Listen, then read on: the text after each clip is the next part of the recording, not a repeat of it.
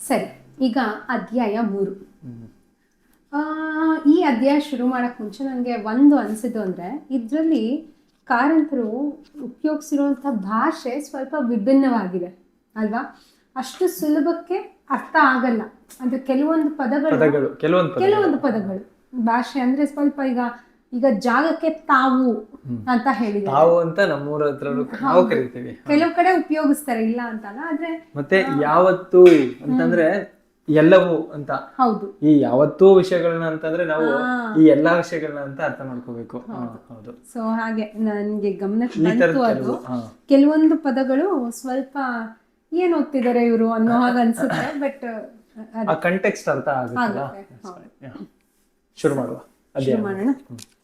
ನನಗೇಕೋ ಬೆಳಗ್ಗೆ ರಾಮಣ್ಣನ ಕರಡಿಗೆಗಳನ್ನು ಕಳುಹಿಸಿಕೊಟ್ಟ ಮೇಲೆ ಮನಸ್ಸಿಗೆ ತುಂಬ ಬೇಸರವಾಗಿತ್ತು.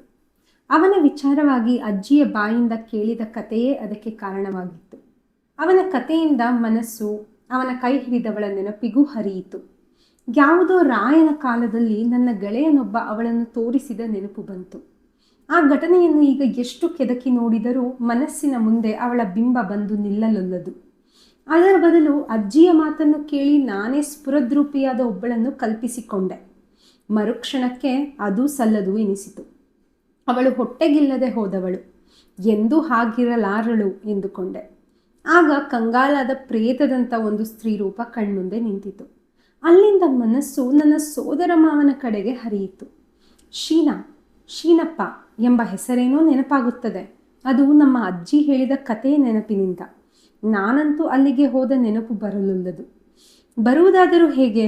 ಅವನ ತಂಗಿಯೋ ಅಕ್ಕನೋ ತೀರಿಕೊಂಡ ಮೇಲೆ ನನ್ನ ಅಮ್ಮನನ್ನು ತಂದೆ ಮದುವೆಯಾದದ್ದು ಅವರ ಇರಿಗೆ ಮನೆಯಲ್ಲೇ. ಇರಿಗೆ ಊರಿಗೆ ಸ್ವಲ್ಪ ದೂರದಲ್ಲಿ ಕಮ್ಮರಪಾಲದಲ್ಲಿ ಶ್ರೀನಿವಾಸಯ್ಯ ಎಂಬುವವರಿದ್ದರು. ಅವರು ಭಾರೀ ಕಾರುಬಾರಿಗಳು.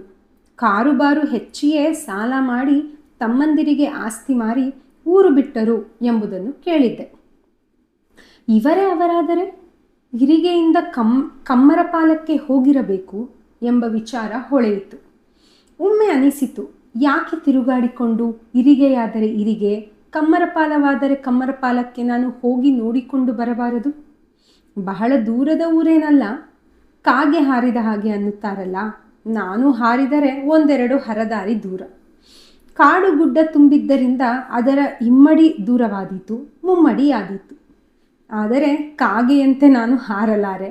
ಹೋದರೆ ಮಾತ್ರ ಬರುವಾಗ ಸಂಜೆಯಾದೀತು. ಯಾರಾದರೂ ಗುರುತಿನವರ ಮನೆ ಸಿಕ್ಕಿದರೆ ಊಟ ಸಿಕ್ಕಿತು, ಇಲ್ಲವಾದರೆ ಇಲ್ಲ.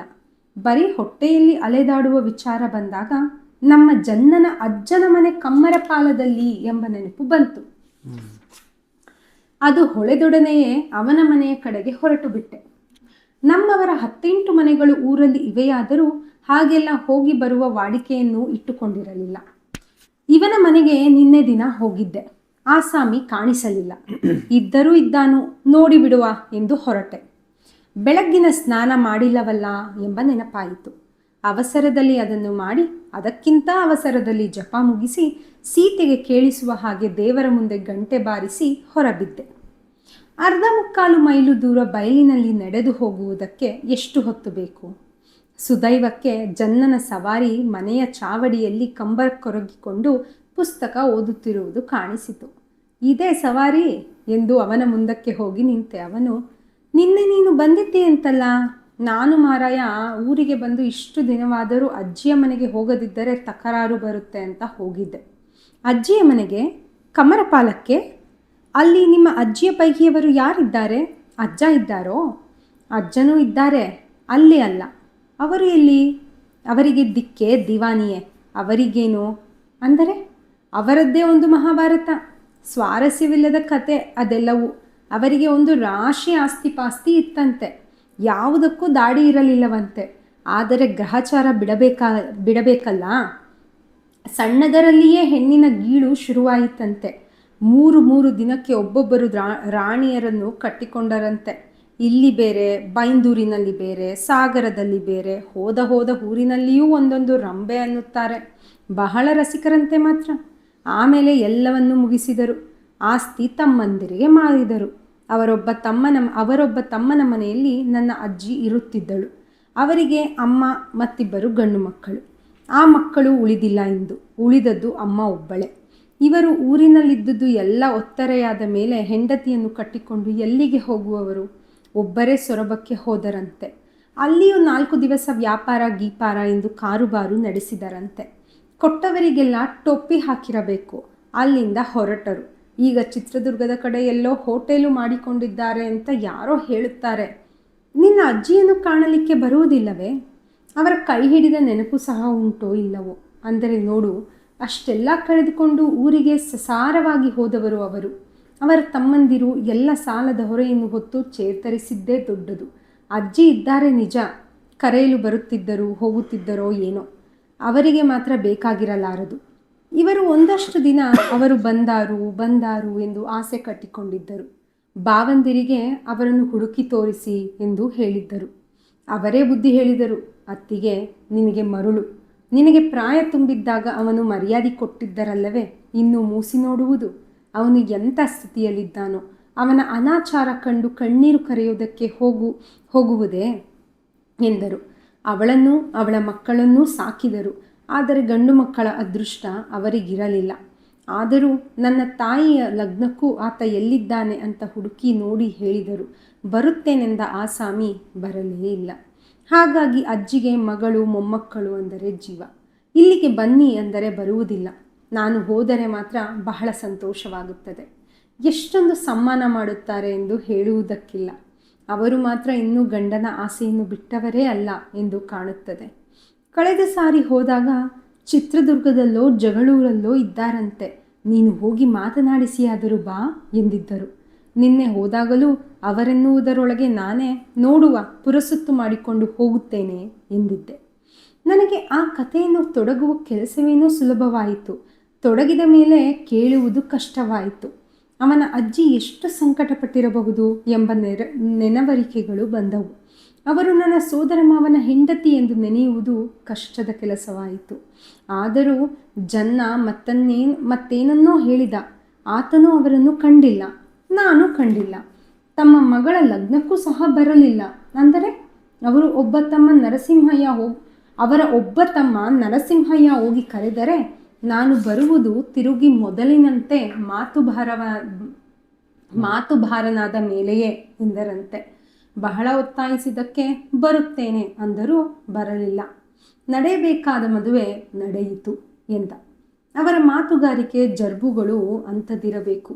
ಅಂಥ ಮಾತುಭಾರರು ದಿವಾಳಿ ತೆಗೆದು ಊರು ಬಿಟ್ಟು ಹೋದ ಕಥೆಯನ್ನು ಕೇಳಿದಾಗ ನಾಗಿಯ ಹೊಟ್ಟೆ ಎಷ್ಟು ತಣ್ಣಗಾಯಿತೋ. ಈಗ ಅವಳ ಮಕ್ಕಳು ದೊಡ್ಡವರಾಗಿರಬೇಕಲ್ಲ. ಬಂದ ತೊಂದರೆ ಇಷ್ಟೇ, ಅವರನ್ನು ಒಯ್ದು ತೋರಿಸುವುದಕ್ಕೆ. ನಮ್ಮ ಮಾವಯ್ಯ ಮಾತ್ರ ಈ ಊರು ವಟಾರದಲ್ಲೇ ಇಲ್ಲ. ಹೀಗೆ ಮನಸ್ಸಿನಲ್ಲಿ ಬೇಡದ ವಿಚಾರಗಳು ಬಂದಾಗ ಅದನ್ನು ತಪ್ಪಿಸುವುದಕ್ಕಾಗಿಯೇ ಏನೋ ಓದ್ತಾ ಇದೆಯಲ್ಲ, ಏನು ಪುಸ್ತಕ ಅದು ಎಂದು ಕೇಳಿದೆ. ಇದು ನನ್ನ ಕಣ್ಣಿಗೆ ಅದನ್ನೊಡ್ಡಿದ. ಏನಯ್ಯ ಅದು ಎಂದು ತೆಗೆದು ನೋಡಿದೆ. ಒಂದು ಕಾದಂಬರಿ, ಸೋಮರ್ಸೆಟ್ ಬರೆದದ್ದು. ನನಗೇಕೆ ಕಾದಂಬರಿ ಎಂದೆನಿಸಿತು. ನಾನು ಕಂಡ ಕಥೆಗಳು ಕೇಳಿದ ಕಥೆಗಳು ಸಾಕಷ್ಟು ಅದ್ಭುತವಾಗಿರುತ್ತವೆ. ಇನ್ನೂ ಒಂದು ಹೊಸ ಕಥೆಯನ್ನು ಮೈ ಮೇಲೆ ಎಳೆದು ಹಾಕಿಕೊಳ್ಳಬೇಕೆನಿಸಲಿಲ್ಲ. ಅಷ್ಟಕ್ಕೆ ಆತನಿಂದ, ನೀನಂತೂ ಬಂದಿದ್ದೀಯಾ, ನನಗೆ ಊರಿಗೆ ಬಂದ ಬೇಸರ ಹಿಡಿದಿದೆ. ಮೈಸೂರಿನಲ್ಲೇ ಇದ್ದವರಿಗೆ ಇಲ್ಲಿಗೆ ಬಂದರೆ ಯಾಕೆ ಬಂದೆ ಎಂದೆನಿಸುತ್ತದೆ. ಊರಿನ ಗುಡ್ಡ ಬಯಲು ಒಂದಷ್ಟು ಸಂತೋಷ ಕೊಡುತ್ತದೆ ನಿಜ. ಆದರೆ ಮನುಷ್ಯರಿಗೆ ಮನುಷ್ಯರು ಬೇಕು, ಬಾಯಿ ತುಂಬ ಮಾತನಾಡುವವರು ಬೇಕು. ನೀನೊಬ್ಬ ಇದ್ದೀಯಾ ಮಾತನಾಡಿಸುತ್ತಿ, ನಿನ್ನ ಮಾತು ಹಿಡಿಸುತ್ತದೆ. ಉಳಿದವರು ಮಾತನಾಡಿಸುವುದಿಲ್ಲ ಎಂದಲ್ಲ, ಮಾತನಾಡಿಸುತ್ತಾರೆ. ಬೇಡದಿದ್ದ ಏನನ್ನಾದರೂ ಕೇಳುತ್ತಾರೆ. ಒಂದು ಸಾರಿ ಕಣ್ಣು ತಪ್ಪಿಸಿದರೆ ಸಾಕು ಎನಿಸುತ್ತದೆ. ಈಗೀಗ ನೀನು ಸಹ ಅಚ್ಚ ಹಳ್ಳಿಯವನಾಗಿದ್ದೀಯೆ. ಓದಿದ್ದೆಲ್ಲ ಮರೆತು ಬಿಟ್ಟು ಗೊಡ್ಡರಲ್ಲಿ ಗೊಡ್ಡನಾಗಿದ್ದೀಯಾ ಎಂದ. ನನಗೂ ಹಾಗೆ ಅನಿಸುತ್ತದೆ. ಯಾತಕ್ಕೆ ಹಾಗಿರಬೇಕು ಹೇಳು? ಓದಿದ್ದಿ, ತಲೆಯಲ್ಲಿ ಮಿದುಳು ಉಂಟು. ನನ್ನ ಹಾಗೆ ಕಾದಂಬರಿ ಕವನ ಇಂಥದ್ದು ಯಾವುದೂ ಹಿಡಿಸುವುದಿಲ್ಲವಾದರೆ ಒಂದೆರಡು ಪೇಪರು ತರಿಸಿ ಓದಬಾರದೆ? ಮೂಡೂರಿನ ಹೊರಗೆ ಒಂದು ಜಗತ್ತು ಇದೆ ಎಂದಾದರೂ ತಿಳಿಯದೆ ಹೋದರೆ ಹೇಗೆ? ಆ ಜಗತ್ತಿಗೆ ನಾವಿದ್ದೇವೆ ಎಂದು ತಿಳಿದಿದೆಯೇನೋ? ಅದಕ್ಕೆ ನಾವು ಬೇಡ, ನಮಗೆ ಯಾತಕ್ಕೆ ಬೇಕು ಅಂಥದ್ದು ತಿಳಿಯುವ ಮನಸ್ಸಾದರೆ ನೀನೇ ಇದ್ದೀಯಲ್ಲ ಮಹಾಪಂಡಿತ, ಹೇಳಿಬಿಡು. ನಿನ್ನ ಹೊರ ಜಗತ್ತು ಮೊದಲಿಗಿಂತ ಉದ್ದ ಆಗಿದೆಯೋ ಅಥವಾ ಉರುಟಾಗಿದೆಯೋ ಮುಂದೆ ಹೇಳು ಎಂದು ಪರಿಹಾಸ್ಯ ಮಾಡಿದೆ. ಆತ ನಗುತ್ತಾ, ಥೋ, ನೀನು ಓದಿದ್ದು ಮಾಡಿದ್ದು ಎಲ್ಲವೂ ವ್ಯರ್ಥ. ಹಳ್ಳಿಯವರಾಗೆ ಏನಾದರೂ ಒಂದಿಷ್ಟು ಬಾಯಿ ತುಂಬ ಮಾತನಾಡಿದ್ರಾಯ್ತು, ಹೋಗಲಿ ಬಿಡು. ಇವತ್ತು ನಿನಗೆ ಮನೆಯಲ್ಲಿ ಅಂಥ ಕೆಲಸ ಇಲ್ವಲ್ಲ? ಅಂಥ ಕೆಲಸವಿದ್ದರೆ ನಿನ್ನಂಥ ಕೊರಡನ್ನು ಮಾತಾಡಿಸೋಕ್ಕೆ ಬರ್ತಿದ್ನೆ. ಹಾಗಿದ್ರೆ ಒಂದು ಕೆಲಸ ಮಾಡುವ, ಊಟ ಮುಗಿಸಿ ಒಂದು ಸಣ್ಣ ನಿದ್ದೆ ಮಾಡಿ ಮೂಡ್ಲಾಗಿನ ಕಾಡಿಗೋ ಗುಡ್ಡಕ್ಕೋ ಹೋಗುವ. ಇಲ್ಲಿಂದ ಘಟ್ಟದವರೆಗೆ ಎಷ್ಟು ದೂರವಾದೀತು? 2 ಮೈಲಿಗೆ ಹಿಂಡ್ಗಾನ ಬರುತ್ತದೆ. ಅಲ್ಲಿಂದ ಮುಂದೆ ಘಟ್ಟದವರೆಗೆ ಮತ್ತಷ್ಟು ದೂರವಿದೆ. ಆದರೆ ಘಟ್ಟದ ಬರೆಯ ತನಕವೂ ಜನ ಓಡಾಡುವುದುಂಟು. ಜನ ಸೊಪ್ಪಿಗೆ ಹೋಗುತ್ತಾರೆ. ಅದಕ್ಕಿಂತ ಆಚೆ ಬೇಟೆಗೆ ಗಿಟೆಗೆ ಅಂತ ಕುಡುಬಿಯರು ಹೋಗುವುದುಂಟು. ಈಗ ಅಂತಹ ಬೇಟೆ ಏನೂ ಉಳಿದಿಲ್ಲ. ಹಿಂದೆ ಬರ್ಕ, ಕೆಮ್ಮ, ಕಡವೆ ಯಾವಾಗಲೂ ಕಾಣಲಿಕ್ಕೆ ಸಿಗುತ್ತಿತ್ತು ಅಂತಾರೆ. ಹುಲಿಗಿಲಿ ಇಲ್ವೇನಯ್ಯ ನಮ್ಮ ಕಾಡಿನಲ್ಲಿ? ಗಿಲಿ ಇರಬಹುದು, ಹುಲಿ ಹೆಸದು ಕೇಳಿಸೋದಿಲ್ಲ. ನನ್ನ ಸಣ್ಣದರಲ್ಲಿ ನಮ್ಮೂರಲ್ಲಿ ಮೇಲ್ಬಿಟ್ಟ ದನಕರುಗಳನ್ನು ಚಿಟ್ಟೆ ಹುಲಿಯೋ ಪಟ್ಟೆ ಹುಲಿಯೋ ಎತ್ಕೊಂಡು ಹೋಗೋದುಂಟು. ಈ ಸುಮಾರು ವರ್ಷಗಳಿಂದ ಪಟ್ಟೆ ಹುಲಿಯೂ ಇಲ್ಲ, ಚಿಟ್ಟೆ ಹುಲಿಯೂ ಇಲ್ಲ. ನನ್ನ ಅಮ್ಮ ಒಂದೊಂದು ಹುಲಿ ಉಂಟು ಅನ್ನುತ್ತಾಳೆ. ಹಾಗೆ ಸ್ವಲ್ಪ ಸಮಯದ ಮೊದಲು ನನ್ನ ಅಜ್ಜಿ ಒಂದು ಸಾಯಂಕಾಲ ಹುಲಿ ಬಂತು ಅಂತ ವಾಸನೆಯಿಂದಲೇ ಹೇಳಿದರು. ಅವ್ರ ಮೂಗು ಕಣ್ಣು ಎರಡೂ ಚುರುಕು. ನನ್ನ 2 ಮಕ್ಕಳು ಅವರು ಹುಲಿ ಬಂತು ಅನ್ನೋದಕ್ಕೆ ಅಜ್ಜಿಗೆ ಮರಳು ಎಂದು ಚೇಷ್ಟೆ ಮಾಡಿದ್ವು. ವಾಸನೆ ಬರದೆಯೇ ಅವರು ಹೇಳಿರಲಾರರು. ಮೂಕಜ್ಜಿ ಹೇಳಿದ್ದೆ, ಅವರಿಗೆ ಏನೂ ಕಾಣಿಸಿತು. ನಮ್ಮ ಊರಿನ ಕಾಡಿನಲ್ಲಿ ಸಿಂಹ ಕಾಣಿಸಿದ್ರು ಅದೊಂದು ದೊಡ್ಡದಲ್ಲ. ಸಣ್ಣದರಿಂದಲೂ ಅವರು ಹಾಗೆಯೇ ಅಂತಲ್ಲ. ಆದರೂ ಅವರಿಂದ ಯಾರಿಗೇನೋ ಉಪದ್ರವವಿಲ್ವಲ್ಲ? ಉಪದ್ರವವೇ? ಅಲ್ಲ, ಹುಚ್ಚಿಡ್ದವರನ್ನು ಕಟ್ಕೊಂಡು ದಿನ ತೆಗೆಯೋದು ಕಷ್ಟವಲ್ವೇ? ಹೇಳಿದ್ದು ಕೇಳದೇ ಇದ್ದರೆ ತನ್ನದೇ ಹೇಳುತ್ತಲಿದ್ರೆ ಕಷ್ಟವಾಗದಿದ್ದಿದೆ. ನಮಗೆ ಯಾವ ಕಷ್ಟವೂ ಅವರಿಂದ ಬಂದಿಲ್ಲ. ನೀನು ಅನ್ನೋ ಹಾಗೆ, ನಮ್ಮೂರವರು ಅನ್ನೋ ಹಾಗೆ ಅವರಿಗೆ ಹರೆ ಮರಳು ಅಲ್ಲ, ಇಡೀ ಮರಳು ಅಲ್ಲ. ಆ ಲೆಕ್ಕದಲ್ಲಿ ನಮ್ಮಷ್ಟೇ ಮರಳು ಅವರಿಗೆ. ಜನಾರ್ದನಿಗೆ ನಗು ಬಂದಿತ್ತು. ಯಾತಕ್ಕೆ ಎಂದು ಕೇಳಿದೆ. ಅವನದು ಕೊಂಕಿನ ನಗು ಎಂಬುದು ತಿಳಿಯುವ ಹಾಗೆಯೇ ಇತ್ತು. ಮತ್ತೆ ಯಾತಕ್ಕೂ ಅಲ್ಲ, ಈ ಊರಲ್ಲಿ, ಅದರಲ್ಲಿಯೂ ನಮ್ಮ ಮೂಡೂರಿನಲ್ಲಿ ಅರಳು ಮರಳುವರೆಗೂ ಬುದ್ಧಿ ಸಾಚ ಇರುವವರೆಗೂ ಯಾವ ವ್ಯತ್ಯಾಸವೂ ಇಲ್ಲ. ಯಾವುದೇ ಮರ, ಕಲ್ಲು, ಕುಂಟೆ ಏನನ್ನು ಕಂಡ್ರೂ ಒಂದೊಂದು ಕತೆ ಹೇಳ್ತಾರೆ. ಇದು ಭೀಮಸೇನನ ಅಡಿಗೆ ಮಾಡಿದ ಒಲೆ, ಇದು ಪಾಂಡವರು ಕಟ್ಟಿದ ದೇವಸ್ಥಾನ, ಆ ಗುಮ್ಮಿ ರಾವಣನು ಮಿಂದ ತೀರ್ಥ, ಹೀಗೆ ಕತೆ ಮೇಲೆ ಕತೆ. ನಮ್ಮ ಅಮ್ಮನ ಬಾಯಲ್ಲಿ ಅಂಥ 100 ಕತೆಗಳಿವೆ. ಅವು ಒಂದಕ್ಕಾದರೂ ತಲೆಬುಡ ಇದೆಯೇ? ಅದನ್ನು ಹೆಣಿಸಿದ್ರೆ ನಗು ಬರುತ್ತದೆ. ಇನ್ನೊಂದು ತಾವಿದೆ ಅಂತಲ್ಲ ನಮ್ಮೂರಿನಲ್ಲಿ, ಅದನ್ನು ಹೋಗಿ ನೋಡಬೇಕು. ಘಟ್ಟದ ಬರೆಗೆ ಸಮೀಪದಲ್ಲಿ ಅಲ್ಲೆಲ್ಲೋ ವಿಶ್ವಾಮಿತ್ರ ಋಷಿ ತಪಸ್ ಮಾಡಿದ ಸ್ಥಳವಿದೆಯಂತೆ. ಅವನು ಯಜ್ಞ ಮಾಡಿದ ಬೂದಿಯ ರಾಶಿ ಇದೆಯಂತೆ. ತಪಸ್ಸಿಗೆ ಕುಳಿತಂಥ ದೊಡ್ಡ ಗವಿ ಇದೆಯಂತೆ. ಅಂಥ ಕಥೆಗಳನ್ನ ನಾನು ನಂಬ್ತಿರ್ಲಿಲ್ಲ. ಆದರೆ ವಿಶ್ವಾಮಿತ್ರನಿಲ್ಲದೆ ಹೋದರೂ ಗವಿ ಇರ್ಬೋದು, ಗವಿ ಇದ್ದ ಮೇಲೆ ಬೂದಿ ರಾಶಿಯೂ ಇರ್ಬೋದು.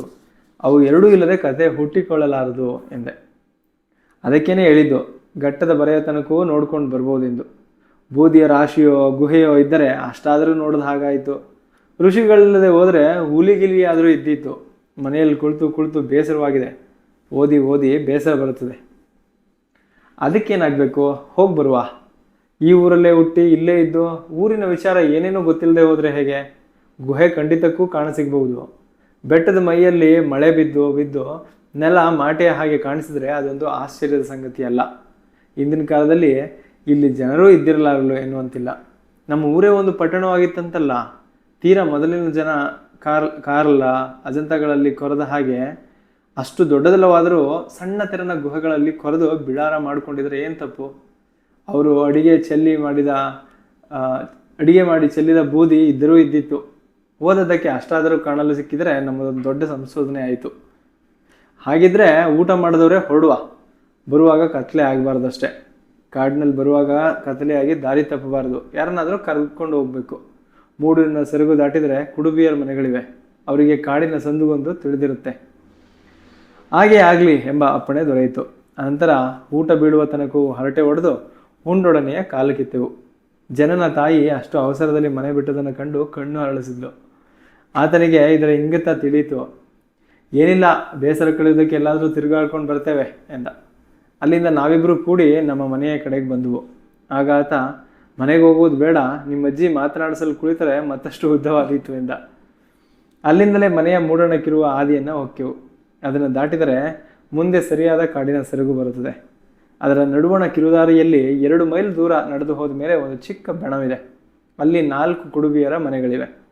ಬೆಣದ ಅಂಚಿನಲ್ಲಿ ನಿಂತು ನಾನು ಕೊಕ್ ಕೊಕ್ ಎಂದು 2 ಬಾರಿ ಕೂಗು ಹಾಕಿದೆ. ನನ್ನ ದನಿ ಕೇಳಿ ಒಂದು ಮನೆಯಿಂದ ಹಣ್ಣು ನಾಯಕ ಹೊರಕ್ಕೆ ಬಂದು ದೂರದಲ್ಲಿ ನಿಂತ.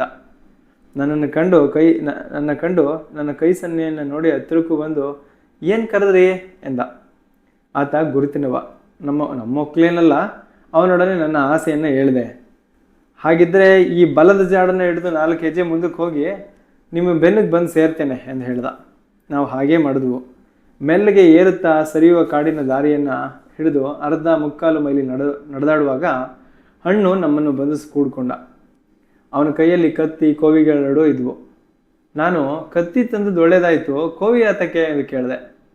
ಏನಾದರೂ ಸಿಗಬಾರ್ದು ಅಂತಿಲ್ವಲ್ಲ, ಹುಲಿಗಿಲಿ ಉಂಟೆ ಇರಬಾರ್ದೆಂದಿಲ್ವಲ್ಲ, ಕಡವೆಯೋ ಕೆಮ್ಮೆಯೋ ಸಿಕ್ಕಿದ್ರೆ ಒಂದು ಸಾರಿ ಡಮ್ ಹಾರಿಸ್ಬೋದು. ಅದಕ್ಕೆಲ್ಲ ಪುರುಸೊತ್ತಿಲ್ಲ ನೋಡು. ಒಂದು ಸ್ಥಳ ನೋಡ್ಲಿಕ್ಕೂ ನಾವು ಹೊರಟಿದ್ದೇವೆ. ನಾಗರಕಾಲ್ವರೆಗೆ ತಾಗಿ ಅಲ್ಲೆಲ್ಲೋ ಋಷಿಗಳು ತಪಸ್ಸು ಮಾಡಿದ ಗುಹೆ ಉಂಟಂತಲ್ಲ ಎಂದೆ. ಗುಹೆ ಘಟ್ಟದ ಬರೆಯ ಬುಡದಲ್ಲಿ ಎತ್ತಾರು ಇದ್ದಾವು ಇವೆ ಅಂದರೆ ಉಂಟು, ದೂರಕ್ಕೆ ನಡಿಬೇಕು. ಸಣ್ಣವನಿದ್ದಾಗ ಹೋಗಿದ್ದೆ ಒಮ್ಮೆ ಅಲ್ಲಿಗೆ. ಅದರ ದಿಕ್ಕು ಗೊತ್ತುಂಟು ಅನ್ನಿ. ಮೂಗಿನ ತುದಿ ಕಾಣುತ್ತಾ ಮೂಡ್ಲಿಕ್ಕೆ ಹೋದರೆ ಸಿಕ್ಕುವುದೇ ಅದು. ಒಂದು ಮಾಟೆಯಲ್ಲಿ ಬೂದಿಯ ರಾಶಿ ಕಂಡದ್ದು ನೆನಪುಂಟು. ಅಲ್ಲಿಗೆ ಕರೆದುಕೊಂಡು ಹೋಗು ಎಂದ ಜನ. ಮುಂದೆ ಅವನು ಹೋದದ್ದೇ ದಾರಿ. ಕಾಡಿನ ಜಾಡು ಅಷ್ಟೊಂದು ಕಾಣಿಸುತ್ತಿರಲಿಲ್ಲ. ಹಣ್ಣು ಕಣ್ಣಿಗೆ ಇದಿರಾದ ಗಿಡಗಳ ಅಡರುಗಳನ್ನು ಸವರಿ ಮೈ ಬಗ್ಗಿಸಿ ನುಗ್ಗಿ ನುಸುಳಿ ಸರಸರ ಹೋದರೆ ಅವನ ಹಿಂದಕ್ಕೆ ನಾವು ಹೋಗುತ್ತಿದ್ದೆವು. ಅವನ ಚುರುಕು ನಮಗೆ ಬರಲಾರದು. ನಮ್ಮ ಮುಖಗಳಿಗೆ ಎಷ್ಟು ಸಾರಿ ಮರದ ಅಡರುಗಳು ಬಡಿದುವು ಎನ್ನುವುದಕ್ಕಿಲ್ಲ. 1 ಗಂಟೆಯಾದರೂ ನಡೆದಿರಬೇಕು. ಆದರೂ ಬಹಳ ದೂರಕ್ಕೆ ಸರಿದು ಬಂದೆವು ಎಂಬ ಭಾವನೆ ಉಂಟಾಗಲಿಲ್ಲ. ಅಷ್ಟಕ್ಕೆ ಒಂದು ಬೆಟ್ಟದ ಬೆನ್ನಿಗೆ ಬಂದೆವು. ನಿಲ್ಲಿ ಒಂದಿಷ್ಟು ಎಂದು ಹೇಳುತ್ತಾ ಹಣ್ಣು ಕೋವಿಯನ್ನು ನೆಲದಲ್ಲಿರಿಸಿ ಸಮೀಪದ ಒಂದು ಮರವನ್ನೇರಿದ. ಇವನೇಕೆ ಈ ಕೆಲಸ ತೊಡಗಿದ ಎಂಬ ಯೋಚನೆ ನನಗೆ ಬಂತು. ಆತ ಆ ಬಯನಿ ಮರದ ಎತ್ತರದಿಂದ 4 ಸುತ್ತಲೂ ನೋಡಿ ಅಲ್ಲಿಂದಲೇ, ಅಯ್ಯ ಇನ್ನೇನು ಬಹಳ ದೂರವಿಲ್ಲ, ದಿಕ್ಕು ತಿಳಿಯಿತು. ಓ, ಅಲ್ಲಿದೆ ಘಟ್ಟದ ಸೆರಗು, ಮಾಟೆ ಕಾಣಿಸುವುದು ಅಲ್ಲೇ, ಬೂದಿ ಮಾಟೆಯೂ ಅಲ್ಲೇ ಇರಬೇಕು ಎಂದು ಹೇಳಿ ಅಲ್ಲಿಂದ ಕೆಳಕ್ಕೆ ಇಳಿದ. ತಿರುಗಿ ಅವನು ಮುಂದೆ, ನಾವು ಹಿಂದೆ. ನಾವು ಇಳಿಯಬೇಕಾದ ಸೆರಗು ಸಾಕಷ್ಟು ಕಡಿದಾಗಿತ್ತು. ಗಿಡಗಳನ್ನು ಹಿಡಿದುಕೊಂಡು ಮೆಟ್ಟಿದ ತರಗೆಲೆಗಳ ಮೇಲೆ ಕಾಲು ಜಾರದ ಹಾಗೆ ಮಾಡಿಕೊಂಡು ಸಾಕಷ್ಟು ಕಷ್ಟದಿಂದಲೇ ಇಳಿದೆವು. ಸ್ವಲ್ಪ ಇಳಿದ ಮೇಲೆ ಕಿರಿಯ ಹಳ್ಳವೊಂದು ಸಿಕ್ಕಿತು. ಆ ಹಳ್ಳದ ಆಚೀಚೆ ಇಕ್ಕಟ್ಟಿತ್ತು. ಇಕ್ಕಟ್ಟಾದ ನೆಲದ ಕಲ್ಲು, ಬಂಡೆ, ಕೊಳಚೆಗಳ ಎಡೆಯಿಂದ ಬೆಟ್ಟದ ಒರತೆ ನೀರು ಸಾಕಷ್ಟು ಬಲವಾಗಿ ಹರಿಯುತ್ತಿತ್ತು. ಅದು ದೊರೆತ ಮೇಲೆ ಆತ, ಇದು ಬರುವುದೇ ಅಲ್ಲಿಂದ ಎಂದು ಹೇಳಿ ಕುಪ್ಪಳಿಸಿ ಹಾರುತ್ತಾ ಮುಂದಕ್ಕೆ ಸರಿದನೇ. ನಮಗೋ ಅಭ್ಯಾಸವಿಲ್ಲದ ಅವಾಂತರ. ಬಂಡೆಗಳನ್ನು ಹತ್ತಿ ಇಳಿಯಬೇಕು. ನೀರಿಂದ ಅವಕ್ಕೆ ಪಾಮಾಜಿ ಅಂಟಿಕೊಂಡಿದ್ದಲ್ಲಿ ಕಾಲುಗಳನ್ನು ಇಡುವಾಗಲೇ ಜಾಗ್ರತೆ ವಹಿಸಿಕೊಳ್ಳಬೇಕು. ನೀರೇನೂ ಆಳವಾಗಿರಲಿಲ್ಲವಾದರೂ ಒಮ್ಮೆ ಕಲ್ಲನ್ನು ಒಮ್ಮೆ ನೀರನ್ನು ಹತ್ತಿ ಇಳಿಯುವ ಆಟ ತ್ರಾಸದಾಯಕವಾಗಿತ್ತು. ಅವನ ಒಂದು ಕೈಯಲ್ಲಿ ಕೋವಿ ಇತ್ತು, ಬೆನ್ನಿಗೆ ಕತ್ತಿಯನ್ನು ಸಿಕ್ಕಿಸಿಕೊಂಡಿದ್ದ. ಆತ ಒಂದಿಷ್ಟು ಅಳುಕಿಲ್ಲದೆ ಹೋಗುವ ರೀತಿಯನ್ನು ಕಂಡರೆ ತೇಟು ಕಿಷ್ಕಿಂದಾಪುರದವನು ಎಂಬ ಭಾವನೆಯಾಯಿತು. ಅವನು ದೂರದಲ್ಲಿ ಕಾಣಿಸುವುದು ನಿಂತಿತು. ಅಂತೂ ಏಗಿ 1/4 ಮೈಲಾದರೂ ನಡೆದಿರಬೇಕು ನಾವು. ಅದಕ್ಕೆ 2 ಗಳಿಗೆ ಹಿಡಿದಿರಬಹುದು. ಅಂತೂ ಹಳ್ಳದ ಬುಡಕ್ಕೆ ಬಂದೆವು. ಅಲ್ಲಿ ಒಂದಷ್ಟು ತಟ್ಟಾದ ನೆಲವಿದ್ದದ್ದು ಕಾಣಿಸಿತು. ಮರಳು ಮತ್ತು ನಂಜು ನೀರು ತುಂಬಿದ ಒಂದು ಬಗೆಯ ಜೌಗಿತ್ತು. ಅದರ ಸುತ್ತಲೂ ಕೇದಗೆ ಮತ್ತು ಬೆತ್ತದ ಹಿಂಡಲುಗಳು. ನಮಗೆ ಕಾಲೂರುವುದಕ್ಕೂ ಭಯ. ಹೂತು ಹೋದರೆ ನೀರು ಹರಿದು ತಾವು ಗಟ್ಟಿಯಾಗಿದ್ದುದು ಕಂಡು ಬಂದ ಮೇಲೆ 4 ಹೆಜ್ಜೆ ಮುಂದಿಟ್ಟೆವು. ಎಷ್ಟು ತಂಪಿನ ಹವೆ ಅಲ್ಲಿ, ಬಿಸಿಲಿನ ಚೂರಿಲ್ಲ. ಆಚೀಚಿನ ಮರಗಳ ಬೇರುಗಳು ಆನೆಯ ಸೊಂಡಲಿನ ಹಾಗೆ ಅಲ್ಲಿಯ ತನಕ ತಮ್ಮ ಮೂತಿಯನ್ನೂರಿದ್ದವು. ಅದೊಂದು ಬೇರೆಯೇ ಲೋಕವಾಗಿ ಕಾಣಿಸಿತು. ನಮ್ಮಿಂದ 10 ಮಾರು ಮುಂದಕ್ಕೆ ನಿಂತ ಹಣ್ಣು, ಬಂತು, ಇನ್ನೇನು ದೂರವಿಲ್ಲ, ಇಲ್ಲೇ ಮೇಲಕ್ಕಿದೆ ಎಂದು ಕಾಣುತ್ತದೆ ಎಂದು ಹೇಳಿ ನಮ್ಮನ್ನು ಮುಂದಕ್ಕೆ ಕರೆದೊಯ್ದ. ಅಲ್ಲೆಲ್ಲ 4 ಸುತ್ತಲೂ ಉರುಳಿ ಬಿದ್ದ ಬಂಡೆಗಳು ಆನೆಗಳಂತೆ ಕಾಣಿಸುತ್ತಿದ್ದವು. ಅವನ್ನು ದಾಟಿ ಹೋದರೆ ನಮ್ಮ ಕಣ್ಣೆದುರಿಗೆ ಒಂದು ದೊಡ್ಡ ಮಾಟೆ ಕಾಣಿಸಿತು. ನೈಸರ್ಗಿಕವಾದ ಗುಹೆ ಅದು. ಅಂತ ಒಂದು ಸಂದಿನಲ್ಲಿ ಹಿಂದಿನ ಕಾಲದ ಯಾವುದೋ ಜನರು ವಸತಿ ಮಾಡಿಕೊಂಡಿದ್ದರೆ ಆಶ್ಚರ್ಯವೇನಿಲ್ಲ. ಉರುಳಿ ಬಿದ್ದ ಬಂಡೆಗಳನ್ನೇರಿ ಆ ಗುಹೆಗೆ ಹೋದೆವು. ಅದರ ತಳ ಸಮತಟ್ಟಾಗಿ ಕಾಣಿಸಿತು. ತುಂಬ ಶಾಂತ ಸ್ಥಳ. ಅಣ್ಣು ನಾಯ್ಕ ನಮ್ಮನ್ನು ಅಲ್ಲಿಯೇ ಬಿಟ್ಟು ಈಗ ಬಂದೆ ಎಂದು ಹೇಳಿ ಇನ್ನೇನನ್ನೋ ಹುಡುಕಿ ಹೋದ.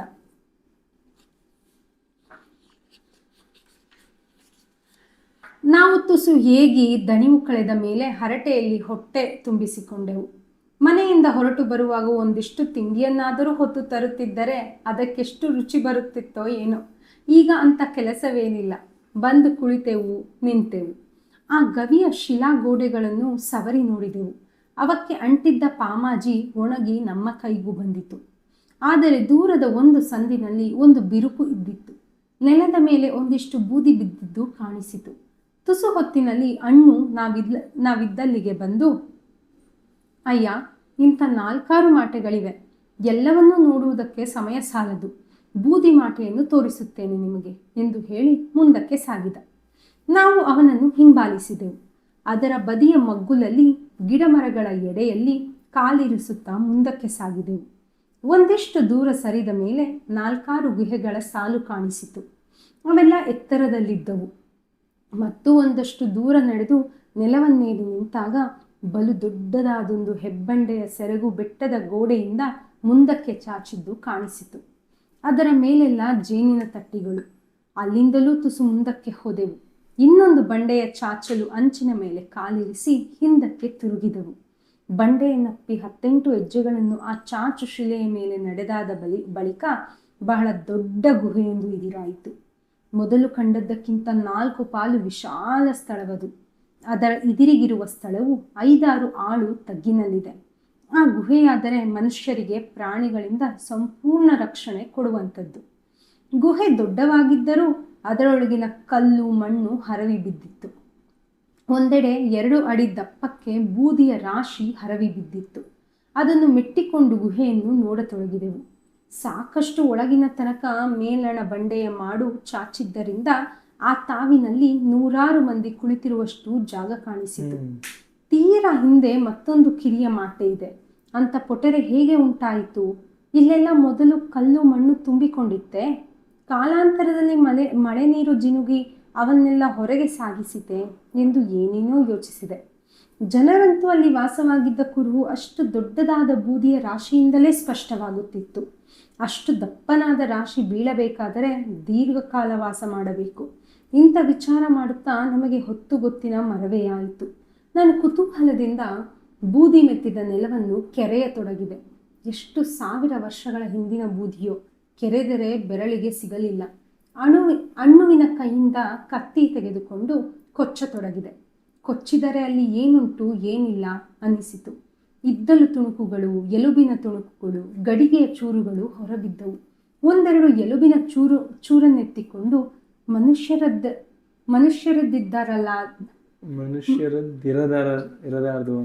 ಮನುಷ್ಯರದ್ದಿರಲಾರದಲ್ಲ ಎಂದೆ ನಾನು. ಅಣ್ಣು ಅದನ್ನು ನೋಡಿದ. ಸಣ್ಣ ಸಣ್ಣ ಚೂರುಗಳು ಏನೆಲ್ಲ ಸುಟ್ಟು ತಿಂದಿದ್ದರೋ ಇಲ್ಲಿ ಎಂದು ನನ್ನ ಕೈಯಿಂದ ಕತ್ತಿ ತೆಗೆದುಕೊಂಡು ಆತ ಪಟಪಟನೆ ನೆಲವನ್ನಗೆದು ಅದರ ಹಿಂಟೆಗಳನ್ನು ಹರವಿದ. ಆಗ ದೊಡ್ಡ ಎಲುಬಿನ ತುಂಡೊಂದು ಕಾಣಿಸಿತು. ಇದಾದರೆ ಅಯ್ಯ, ಕೆಮ್ಮದ ತೊಡೆಯ ಎಲುಬು ಎಂದ. ಅವನಿಗಿಂತ ನಾನು ದೊಡ್ಡ ಪಂಡಿತನೇ. ಅವನನ್ನು ನಂಬಿದೆ. ಕೊಡು ನನಗೆ ಅದನ್ನು ಎಂದೆ. ಕೊಟ್ಟ. ನಾನು ಅಷ್ಟಕ್ಕೆ ಬಿಡಲಿಲ್ಲ. ಬಹಳ ದೊಡ್ಡ ಸಂಶೋಧನೆಯನ್ನು ನಡೆಸುವ ಭಾಗ್ಯ ಸಿಕ್ಕಿದ ಮೇಲೆ ಅದರ ಕೀರ್ತಿಯನ್ನೆಲ್ಲ ಕೊರಳಿಗೆ ಕಟ್ಟಿಕೊಳ್ಳುವ ಚಪಲ ಉಂಟಾಯಿತು. ನನಗೆ ಆಶ್ಚರ್ಯ ಹುಟ್ಟಿಸಿದ್ದು ಆ ಎಲುಬು. ಅಲ್ಲಿಯೇ 4-8 ಕವಡೆಗಳು ಕಾಣಿಸಿದ್ದು. ಅದನ್ನು ಕಿಸೆಗೆ ತುರುಕಿದೆ ಮತ್ತು ಅಗಿದೆ. ಮಣ್ಣು ಮೆತ್ತಿದ ಯಾವುದೋ ಚೂರು ಕಾಣಸಿಕ್ಕಿತು. ಅದು ಭಾರವಾಗಿದ್ದು ಅದೇನೆಂಬುದು ತಿಳಿಯದೆ ಅದು ಎಂಥ ಬೇರು ಎಂದು ಅಣ್ಣುವನ್ನು ಪ್ರಶ್ನಿಸಿದೆ. ಆತ ಅದನ್ನು ಹಿಡಿದವನೇ, ಬೇರಲ್ಲ, ಮರದ ಬೇರು ಇಷ್ಟು ಭಾರ ಇರುವುದಿಲ್ಲ. ಗಟ್ಟಿ ಜಾತಿಯ ಕೊಂಬಿರಬೇಕು. ಕಡವೆಯದೋ ಜಿಂಕೆಯದೋ ಎಂದ. ಅಷ್ಟು ಸಣ್ಣ ಕೊಂಬೆ ಎಂದು ಕೇಳಿದೆ ನಾನು. ಆತ ಇಡಿಯ ಕೊಂಬಲ್ಲ, ಚೂರು ಎಂದ. ಇರಲಿ ಎಂದು ಅದನ್ನು ತೆಗೆದುಕೊಂಡೆ. ಅಲ್ಲಿನ ಬೂದಿ ಮಣ್ಣುಗಳಲ್ಲಿ ಸಿಕ್ಕಿದ ಇನ್ನೂ ಎಷ್ಟೆಷ್ಟೋ ಸಾಮಾನುಗಳನ್ನು ನನ್ನ ಹೆಗಲ ಪಂಚೆಯಲ್ಲಿ ಕಟ್ಟಿಕೊಂಡೆ. ಹೊತ್ತಿನ ನೆನಪಾಯಿತು. ನಾವು ಸಾಕಷ್ಟು ದೂರ ನಡೆದು ಬಂದಿದ್ದೇವೆ. ಬಾನನ್ನು ಕಂಡಿಲ್ಲವಾದರೂ ಬರಲಿಕ್ಕೆ 3 ಗಂಟೆಯ ಕಾಲ ಹಿಡಿದಿರಬಹುದು. ಮನೆಗೆ ಹಿಂದಿರುಗುವ ಕೆಲಸ ಒಂದುಂಟಲ್ಲ ಎಂಬ ನೆನಪು ಬರುತ್ತಲೇ ಎಂಥ ಹೆಡ್ಡು ಕೆಲಸವನ್ನು ಮಾಡಿದೆ. ಬೆಳಗ್ಗೆಯೇ ಹೊರಟು ಬರಬೇಕಿತ್ತು. ಬರುತ್ತಾ ಬುತ್ತಿ ತರಬೇಕಿತ್ತು. ಆಗ ಒಂದು ರಾತ್ರಿಯನ್ನು ಇಲ್ಲೇ ಕಳೆಯಬಹುದಿತ್ತು ಎಂದು ಉದ್ಗರಿಸಿದೆ. ರಾತ್ರಿ ಕಳೆಯುವುದೇ ಎಂದ ಜನ್ನ. ಅಯ್ಯ, ಇನ್ನೂ ಬೇಗ ಹೊರಡುವ. ಎಷ್ಟು ಬೇಗನೆ ಹೋದರೂ ಮನೆ ಮುಟ್ಟುವುದರೊಳಗೆ ಕತ್ತಲಾಗುತ್ತದೆ. ಹಾಗೆ ನಾವು ಸ್ವಲ್ಪವೇನೂ ನಡೆಯಲಿಲ್ಲ. ಕಾಡಿನ ದಾರಿ ಗೊತ್ತಾಗಲಿಲ್ಲ ಎಂದ ಅಣ್ಣು.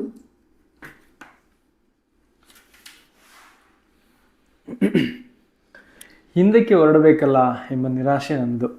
ಒಂದು ದಿನವೆಲ್ಲವೂ ಅಲ್ಲಿಯೇ ಇದ್ದು ಈ ಆಸುಪಾಸಿನ ಸ್ಥಳಗಳನ್ನೆಲ್ಲ ಸುತ್ತಿ ನೋಡಿದರೆ ಇನ್ನೆಷ್ಟೋ ಹೆಚ್ಚಿಗೆ ವಸ್ತುಗಳು ಕಾಣಸಿಗುತ್ತಿದ್ದುವು ಎನಿಸಿತು. ನಮ್ಮ ಊರಿನವರು ಹೇಳುವ ಹಾಗೆ ಬಹಳ ಹಿಂದಿನ ಕಾಲದಲ್ಲಿ ಇಲ್ಲಿಯೇ ಯಾರಾದರೂ ಋಷಿಗಳು ತಪಸ್ಸು ಮಾಡಿಕೊಂಡಿರುತ್ತಿದ್ದರೆ ಆಶ್ಚರ್ಯವಿಲ್ಲ ಎಂದೆ ನಾನು. ಹಿಂದೆ ಅಂಥ ಋಷಿಗಳು ಇದ್ದರಂತೆ ಒಡೆಯ. ಇದು ಬಡಾಘಟ್ಟದ ಸೆರಗಲ್ವೇ? ಬಡಾಘಟ್ಟದಲ್ಲಿ ಈಗಲೂ ಋಷಿಗಳು ತಪಸ್ಸು ಮಾಡಿಕೊಂಡಿದ್ದಾರೆ ಎನ್ನುತ್ತಾರೆ. ಆದರೆ ಅವರು ನಮ್ಮಂಥ ನರಮನುಷ್ಯರ ಕಣ್ಣಿಗೆ ಕಾಣಸಿಗುವುದು ಕಷ್ಟವಂತೆ ಎಂದ ಅಣ್ಣು. ಅನಂತರ ನಿರಾಶೆಯಿಂದ ನನಗೆ ಮಾತ್ರ ಬಂದಿದ್ದಕ್ಕೆ ಏನೂ ಪ್ರಯೋಜನವಾಗಲಿಲ್ಲ ಎಂದು ಉದ್ಗರಿಸಿದ. ಕೋವಿ ಹೊತ್ತು ತಂದದ್ದು ವ್ಯರ್ಥವಾಯ್ತಲ್ವೇ ಎಂದು ನಕ್ಕು ಕೇಳಿದ ಜನ. ಅದೇನೂ ವ್ಯರ್ಥವಲ್ಲ. ದಾರಿಯಲ್ಲೇನಾದರೂ ಅಡ್ಡ ಬಂದರೆ ಎದುರಿಸಲಿಕ್ಕಾದರೂ ಬೇಕಲ್ಲ. ಬಂದೀತು ಎನ್ನುತ್ತೀಯಾ? ಸಂಜೆ ಆಗಲಿಲ್ವೇ? ಮೇವಿಗೆ ಒಂದೊಂದು ಪ್ರಾಣಿ ಬರಬಾರ್ದೆಂದಿಲ್ಲ. ಕಾಟಿಯೋ ಕಡವೆಯೋ. 1-2 ಸಾರಿ ಕಾಟಿಯನ್ನು ಕಂಡಿದ್ದೆ. ಕಾಟಿ ಕಡವೆ ನಮ್ಮ ಮನೆಯ ಹತ್ತಿರದ ತನಕವೂ ಬರುತ್ತವೆ. ಕಾಟಿ ಕಡವೆಗಳ ಹೆಸರನ್ನು ಕೇಳುತ್ತಲೇ ಜನನ ಮನಸ್ಸು ಇನ್ನೊಂದೇ ಪ್ರಾಣಿಯ ಕಡೆಗೆ ನೆಗೆಯಿತು. ಆತ, ಈ ಬದಿಯಲ್ಲಿ ಕಾಳಿಂಗನ ಹಾವು ಉಂಟು ಎನ್ನುತ್ತಾರಲ್ಲ, ಸದ್ಯಕ್ಕೆ ಅದೊಂದು ಬಾರದಿದ್ದರೆ ಸಾಕು ಎಂದು ಹೇಳಿದ. ಕಾಳಿಂಗನ ಹಾವೇ? ಇದ್ದರೂ ಇದ್ದಿತ್ತು, ಹಾಗೆ ಬಂದರೂ ಬಂದಿತ್ತು. ಹೊರಡುವ ಮೊದಲು ನಮಗೆ ಅದರ ಕೈಯಲ್ಲಿ ಸಾಯೋ ಯೋಗವಿದ್ದರೆ ಯಾರು ತಪ್ಪಿಸುವವರು? ನಾವೇನೋ ಅದಕ್ಕೆ ಕೆಟ್ಟದನ್ನು ಮಾಡಲು ಬಂದವರಲ್ಲ. ಅದಕ್ಕೆ ನಮ್ಮ ಮೇಲೆ ಹಾಗೆಯೂ ಇರಲಾರದು.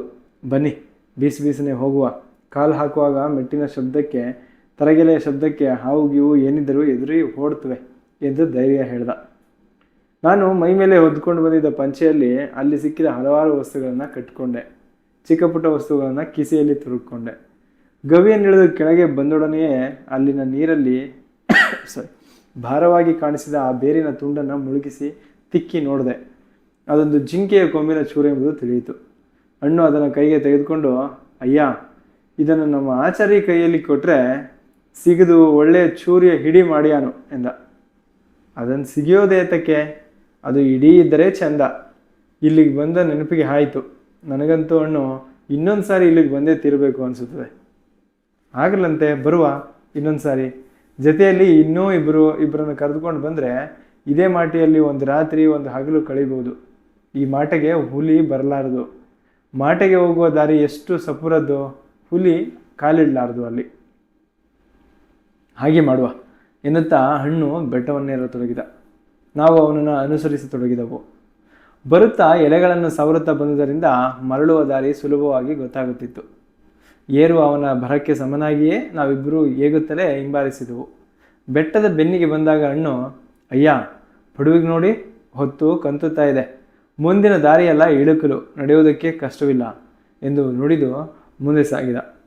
ಆದರೆ ಕಲ್ಲು ದರಗುಗಳ ಮೇಲೆ ನಮ್ಮ ಕಾಲುಗಳು ಎಡುವುದನ್ನು ಕಂಡು ಆತ 2 ಕೋಲುಗಳನ್ನ ಮಾಡಿಕೊಟ್ಟ. ನಾವು ಕೈಯಲ್ಲಿ ಅವನ್ನು ಹಿಡಿದು ಊರುತ್ತಾ ದೇಹವನ್ನಾಧರಿಸಿ ನಡೆಯುವುದಕ್ಕೆ ಕಷ್ಟವಾಗಲಿಲ್ಲ. ಬೆಟ್ಟದ ಇಳಿತ ಮುಗಿಯುವ ತನಕವೂ ದಣಿವಿನಿಂದ ನಮ್ಮ ಬಾಯಿಗೆ ಬೀಗ ಬಿದ್ದಿತ್ತು. ಹಣ್ಣು ನಾಯಕನ ಮನೆ ಇರುವ ಬೆಣ ಬರುವ ವೇಳೆಗೆ ಚೆನ್ನಾಗಿ ಕತ್ತಲಾಗಿತ್ತು. ಜನನಿಗೆ ದಣಿವಿನೊಡನೆ ಹಸಿವು ಕಾಡುತ್ತಿರಬೇಕು. ಆದ್ದರಿಂದ ಇನ್ನೂ ಹರದಾರಿ ದೂರವಿದೆಯಲ್ಲಪ್ಪ ಮೂಡಿನ ಕಾಡನ್ನು ದಾಟಿ ಬಯಲು ಬರುವುದಕ್ಕೆ. ಈ ಕತ್ತಲಿನಲ್ಲಿ ಈಗಾಗಲೇ ಕಾಲಿಗೆ ಬೇರು ಕಲ್ಲುಗಳು ಹೊಡೆದು ಬೆರಳಿಗೆ ಪೆಟ್ಟಾಗಿ ಹೆಜ್ಜೆ ಇಡೋದಕ್ಕೆ ಸಾಕು ಬೇಕಾಗ್ತಿದೆ ಎಂದ. ಹಣ್ಣುವಿನ ಮನೆಯ ಮುಂಗಡೆ ಅಂಗಳಕ್ಕೆ ಹೋಗಿ ನಿಂತೆವು. ಆತ, ಅಯ್ಯ, ಬಾವಿ ಇದೆ, ಸ್ವಲ್ಪ ಕೈಕಾಲು ತೊಳ್ಕೊಳ್ಳಿ, ಎಲೆ ಅಡಿಕೆ ಹಾಕಿ, ಮತ್ತೇನಿಲ್ಲ ಕೊಡಲಿಕ್ಕೆ, 4 ಬಾಳೆಹಣ್ಣು ತಿಂದು ಹೊಟ್ಟೆ ತಂಪು ಮಾಡಿಕೊಳ್ಳಿ.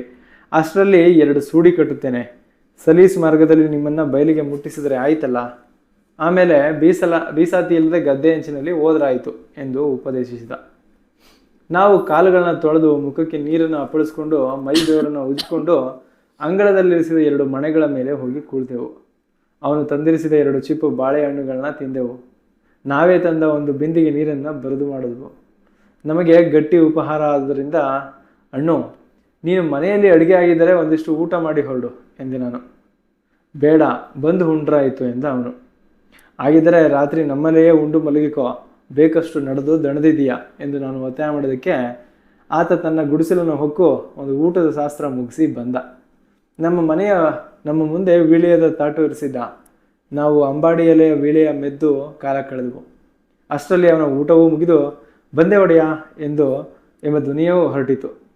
ಅವನ ಜೊತೆಗೆ ಅವನ ತಮ್ಮನೂ ಸೇರಿಕೊಂಡ. ಮುಂದಕ್ಕೆ ಅವನು, ನಡುವೆ ನಾವಿಬ್ಬರು, ನಮ್ಮ ಹಿಂದೆ ಅವನ ತಮ್ಮ ಸಿದ್ದು ನಾಯ್ಕ.